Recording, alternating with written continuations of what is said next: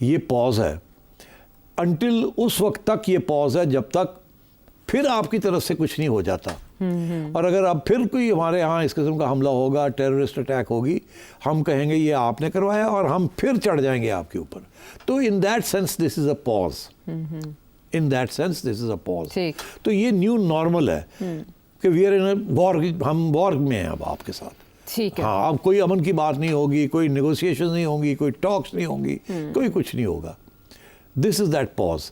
मगर इसमें यह भी है ना कि किसी स्टेज पे भी कोई फॉल्स फ्लैग ऑपरेशन करके इंडिया फिर हमला कर सकता है आप पे। और इसके अंदर आयशा जो दो मेन इश्यूज खड़े हो गए ना, कि ये एस्केलेशन, पहले उरी में आपने सो कॉल्ड स्ट्रेटेजिक स्ट्राइक्स की थी, जैसे आपको 1-2 किलोमीटर पाकिस्तान क्रॉस करके अंदर आ गए, आपने ठाठू करके भगत वापस चले गए, शोरा जी हमने स्ट्रेटेजिक स्ट्राइक्स कर दी। उसके बाद 19 में आप जहाज भेजे बालाकोट और ड्रम बम फेंके वापस आ गए।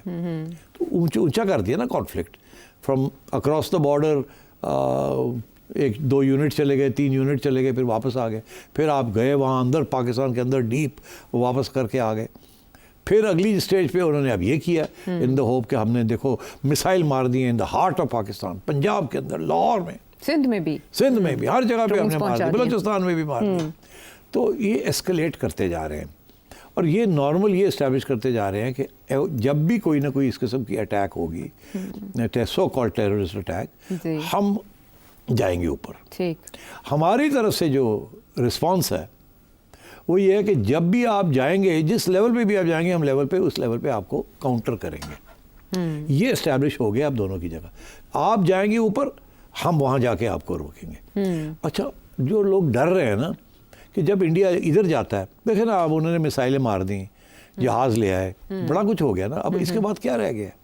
अब लैंड फोर्सेस जो हैं वो सारी बॉर्डर के ऊपर तो ठाठू चल ही रही है, LOC पे चल रही है। अब वो हो सकता है कि फिर पहले उन्होंने 6-7 मिसाइल मारे थे, अगली दफ़ा वो 10 मिसाइल मार देंगे, 20 मिसाइल मार देंगे, अगली दफ़ा वो और भी ज़्यादा हमला करेंगे आपके ऊपर। तो अगर ऐसे होगा तो हम भी करेंगे। तो ये बढ़ता जाएगा ना, ये उस वक्त तक बढ़ेगा जब तक हम फिर न्यूक्लियर कमांड अथॉरिटी की बात करेंगे।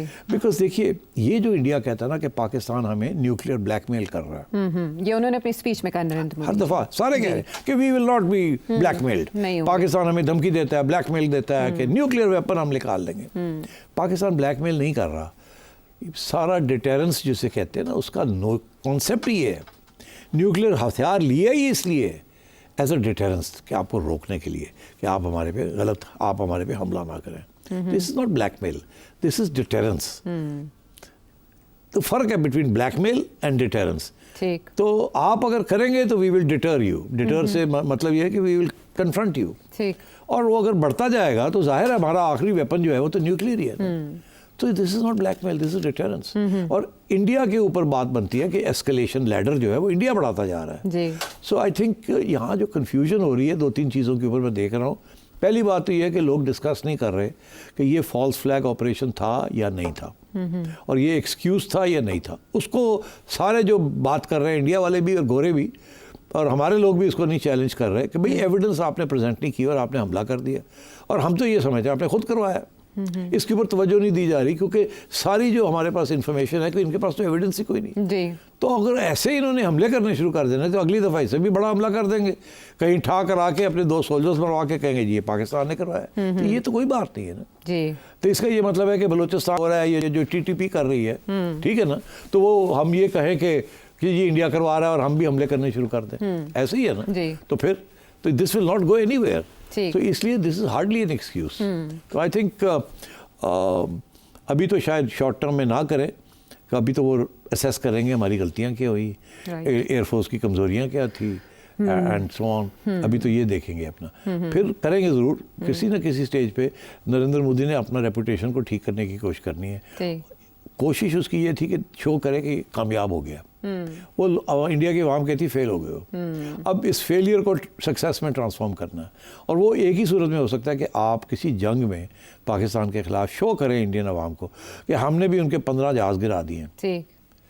अगर आप हमारे 4 या 5 जहाज़ गिरा देते हैं ना, हम जो मर्जी कहते रहें कि हमने 10 गिराए हैं, इंडिया की आवाम बड़ी खुश हो जाएगी। अब भी इंडिया की आवाम को पता है कि उनके 5 या 6 गिर गए, जो इंटरनेशनली रिपोर्ट हुआ, सारा कुछ हो तस्वीरों गया के साथ और हमने हुआ। आप एविडेंस भी दे दिए हाँ। और Aahista Aahista by the way और भी एविडेंस हम दे देंगे, वक्त के साथ। ये भी मैं आपको बता दूं। अच्छा। और भी मिल जाएगी और दुनिया मान लेगी इस बात को। ठीक। इसको उन्होंने अब चैलेंज करके अपना नया बयानिया बनाना। और सीज फायर अमेरिका ने करवाया, रेफरी की मौजूदगी में, फिर भी इंडिया ऐसी हरकत करेगा? नहीं डोनाल्ड वो ट्रंप के देखिए ऊपर? ना, वो तो हमेशा पहले भी तो उसने ये हरकतें ऐसी की है ना, तो वो लेकिन करेगा पहले करेगा अमेरिका दरमियान में मैं नहीं बिल्कुल था। आपसे कह रहा हूँ वो करेगा। ठीक है। ये न्यू सारा इंडिया के अंदर ये एक पूरा एक महाज बना हुआ है हाँ। कि जी पाकिस्तान को सबक सिखाया जाए। ठीक। मगर वहाँ अब लोग जो है वो कहना शुरू कर दिया ये पाकिस्तान की बात नहीं हो रही बच्चों, ਇਹ ਵਿੱਚ ਚਾਈਨਾ ਵਿੱਚ ਵੜਿਆ ਹੈ ਇਹ ਹੁਣ ਤੁਸੀਂ ਪਾਕਿस्तान ਨਾਲ ਲੜਾਈ नहीं कर रहे, पाकिस्तान चाइना ਦੇ ਨਾਲ लड़ाई कर रहे हो। और चाइना ने पहली दफ़ा इतने क्लियर कट टर्म्स में वाजे कर दिया है कि sovereignty and integrity of Pakistan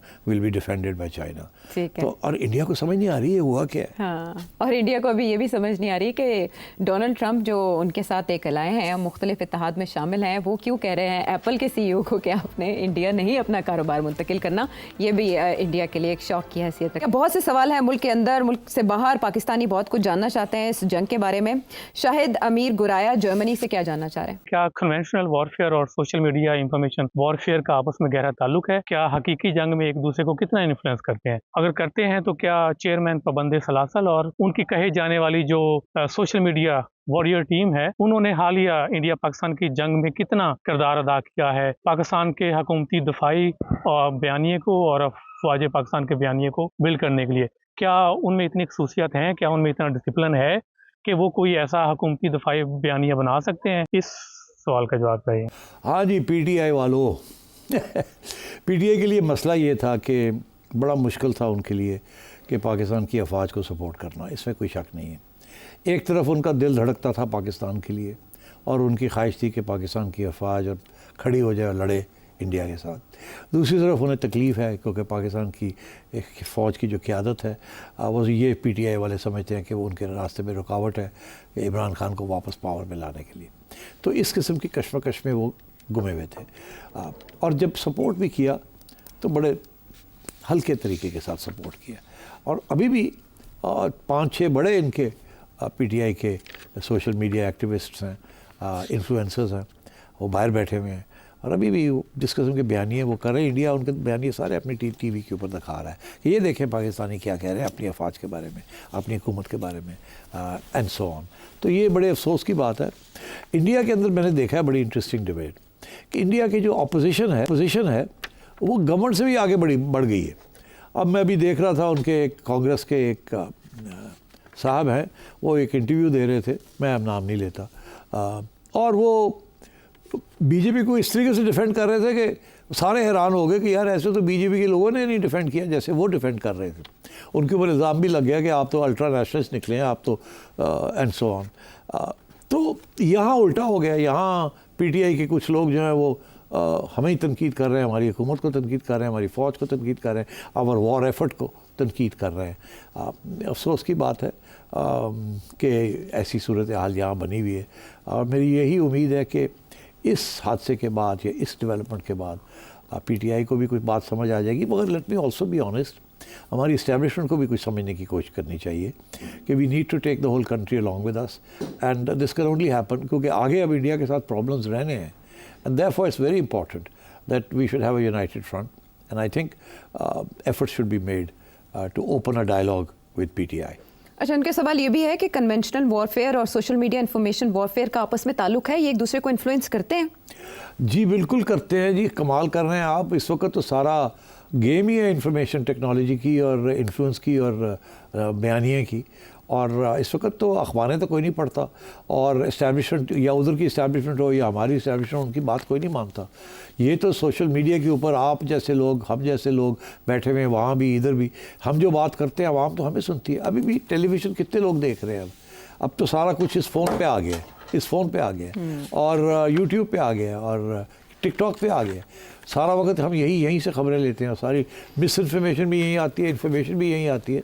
so I think the future war will be a war of narratives as much as it will be a war of kinetic technology.